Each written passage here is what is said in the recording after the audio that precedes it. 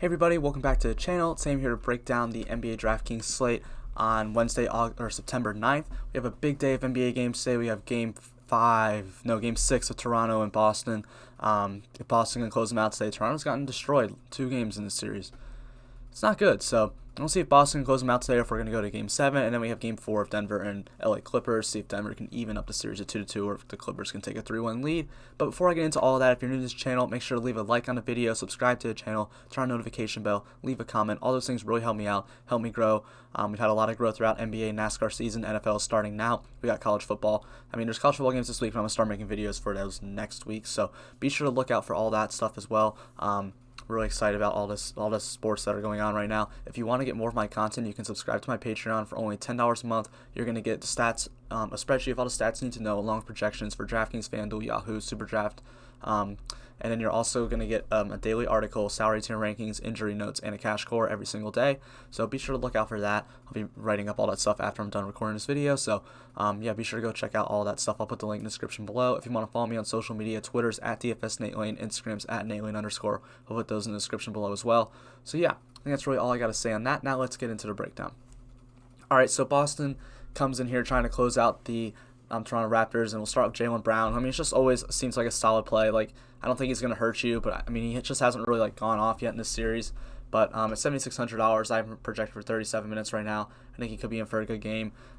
He's just been playing really, really well recently, so I think he's a fine play at 7,600. Not someone I'd consider a core guy, but I think he's fine. Marcus Smart, same thing, $6,500. I haven't playing. He's been playing over 40 minutes a game right now, so I think he'll get that again. He's just going to be out there, he gets you valuable minutes that you need, but again, just not a guy I really want to key in on this slate. And then Jason Tatum at 9,300, I continue to want to go to. He's just got the highest usage rate on his team, going to play the most minutes on his team, going to shoot the most balls on his team, the highest point per minute on his team. And he's only 9,300, and he gives us the ceiling of a Jokic or even a Kawhi Leonard or a Paul George. So I do like Jason Tatum at $9,300 today. I think he's a good option. The matchup isn't great. It hasn't been great all series against Toronto, but we see him had some good games. He had a solid game last game, and let's see if maybe he can close out the big game here. Kemba Walker for 8,100. I feel like that's just a little bit expensive for Kemba. There's other guys in the 8K range I'd rather just get to than Kemba. He's a high usage guy and 1.15 point per minute, but he does have a tough matchup here against Toronto, although he has been playing very well. I just don't think that this is really the spot to really get to Kemba. And then Daniel Tice, 5,400. I just think there's other guys in his price range that play more minutes I'd rather just get to. We're going to get to Jeremy Grant in a minute, who's been sucking recently, but at least he's playing double the minutes, so the upside's higher. So Daniel Tice, I don't think the upside's really there as much as there is with other guys. All right, up next we'll get into the Denver Nuggets, and we'll start with Jeremy Grant. Like I said, Jeremy Grant, he had 2 points at halftime last game. He finished the game with 15. He played 42 minutes. It's insane. But Jeremy Grant right now is getting the most run on this entire team. They want him out there for defense. He's a very good defender, and he can knock down threes usually, just not last game. And he'll get some other options to score. He was shooting shots, just they weren't going in. So if he can start knocking down some shots this game, then maybe he'll be a good play. Only a .79 point per minute player, but at $5,100, if you're going to get 40 minutes out of somebody, just give me all that. Unless they're PJ Tucker, unless they're a .4 point per minute guy, terrible production guys, I'll usually go for those 40 minute guys. Gary Harris had us a really good game the other night, which made his price go up to $4,600. But he's playing in the 30s. I have him for 35 minutes today. Only a .65 point per minute producer, so I don't know if I'd expect him to get us 35 points again. But I think he's a fine play. Just someone down in that cheaper price range is going to be out there a ton. And when you're getting into the 3 and 4Ks at this point in the season, I think we're really just more looking for guys that are going to be out there a ton of minutes. So I think Gary Harris does give us that value. Nikola Jokic up to 9,900. This is the best matchup for Denver against the Clippers. Clippers have struggled all year against bigs. They're elite defending the perimeter. You have Kawhi, Paul George, Pat Bev, and Landry Shamet, all 4 very, very good defenders. So, 2 of them were on the All-NBA defense second team yesterday. So, Nikola Jokic in the paint, though, gets to go up against Ivica Zubac and Montrezl Harrell, and we saw him absolutely cooking last game. He had 29 points at the end of the first quarter. An absolute fantastic game from him, and I expect nothing less from him again. He's up to 9,900. This is why I've been targeting him for the past few games against them, because I knew he was too cheap, and he has that ceiling. So definitely someone I want to continue to target here today.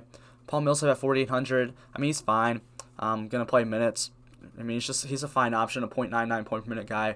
Wouldn't hang my hat on Paul Millsap today, but he is a solid option. He's just going to be someone who's going to be out there getting some minutes, and when you're looking in that 4K range, again, you're just going to want to get guys who have minutes, and Gary Harris and Paul Millsap gave us that.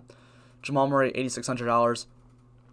This is just a terrible matchup for him against the LA Clippers, just elite perimeter defensively, or perimeter defensive team in LA. I mean, it showed. Jamal Murray really hasn't had a massive game ever since the Utah series, so $8,600. I think he's someone that is an okay target. He's not going to be that highly owned, but I probably would just rather go elsewhere. Like there's other, like I think Paul George is only $100 less, and I'd rather just go there. So probably not going to go much on Jamal Murray.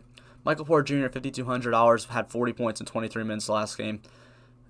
I'm not like chasing that. Like if you're chasing that, I think you shouldn't be, because he only played 23 minutes. He's not going to produce that amount of production, have that amount of production again, or usually in that amount of time. So, and like the coach doesn't want him out there, because we saw at the end of the game he was terrible on defense. Like it's just, there's things that he can do and he can't do, and it's kind of hurting the team. Like he needs to step up a little bit. He's a rookie, so you can't really put too much on him, but yeah, I just don't want to go there. I just don't want to chase those points. It's just not something I want to get to. Up next, we have the LA Clippers. Pat Bev at $3,600 will probably be pretty popular again. I have him for 20 minutes today. So still in a minutes restriction. There's just probably other guys I'd rather go to in that. Not really, though. I mean, I don't know. It's just Pat Bev's unproductive, and he's not going to play a lot of minutes, so I don't really want that much of him. Paul George at $8,500 finally had that great game we've been waiting to see from him, and at $8,500, I want to go back to that. He played 40 minutes. I gave him 40 again today. $8,500 is just too cheap for Paul George, what we know he can do, so I'll continue to go to him. He's got a high usage rate. He's a high point per minute player, and he's been playing a ton of minutes, and for only $8,500, I just want all of that. Montrezl Harrell at $4,400 still continues to only play like 20 minutes a game. I just don't really want to get there. I just think that in that price range, like we just talked about Gary Harris and Paul Millsap, you can get to those guys for relatively the same price and play, at least 10 more minutes. So Montrezl Harrell probably not someone I'm too interested in. Kawhi Leonard at $10,300. I don't really think I need to tell you much, but Kawhi Leonard's just really, really good. He's going to play a ton of minutes, and he's the best player, and he's the best player in the slate. He's he's the second best player in the league right now behind LeBron. And if you want to say he's better than LeBron, I don't even hate that. So you just have to go to Kawhi Leonard. He's just a good play. Like if you're making one lineup, it's so tough to go to Jokic or Kawhi. It depends on who. Like if you have enough salary to get to Kawhi, I would make the rest of it and just plan on having one of those guys in. And at the end of making your lineup, if you have enough to get to Kawhi, I would get to Kawhi. But like both him and Jokic are very, very good top tier options today. Like you can't hate going to either one of them. Well, that's fun. Then we got Marcus Morris at $4,900. He's gonna be playing a ton of minutes right now, and that's just another guy in that price range who just gonna get you minutes, like someone to pivot off of like a Daniel Tice or something as a Marcus Morris. Just someone who's gonna be out there.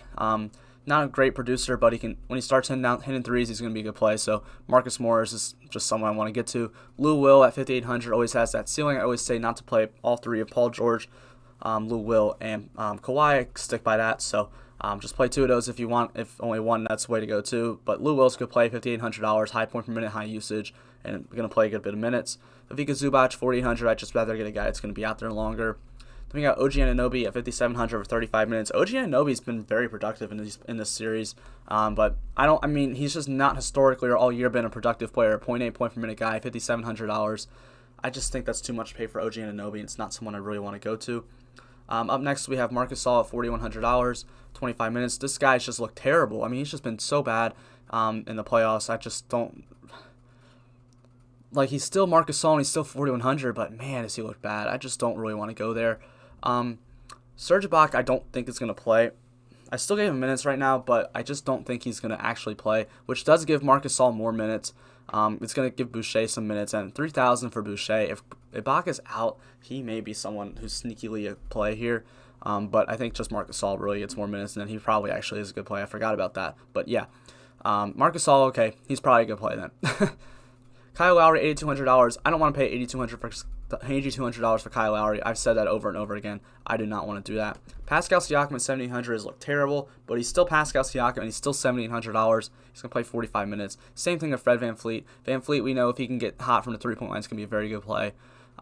These guys are a little scary for me, but I still think I'd be interested to go there. But favorite plays on Toronto are probably Marcus Gasol and maybe Chris Boucher, honestly, is a cheap value guy that could stand. I mean, I might, if you're playing one lineup in a single entry, I think Chris Boucher is a guy to take a shot on at 3,000. If Ibaka misses, but like he's in a walking boot, like I really doubt he plays. So, yeah, I think that's really all I got to say in this video. Thank you guys so much for watching. Hope you guys have a great rest of your day. Make some money tonight. Have fun watching the NBA basketball. Make sure to leave a like and subscribe.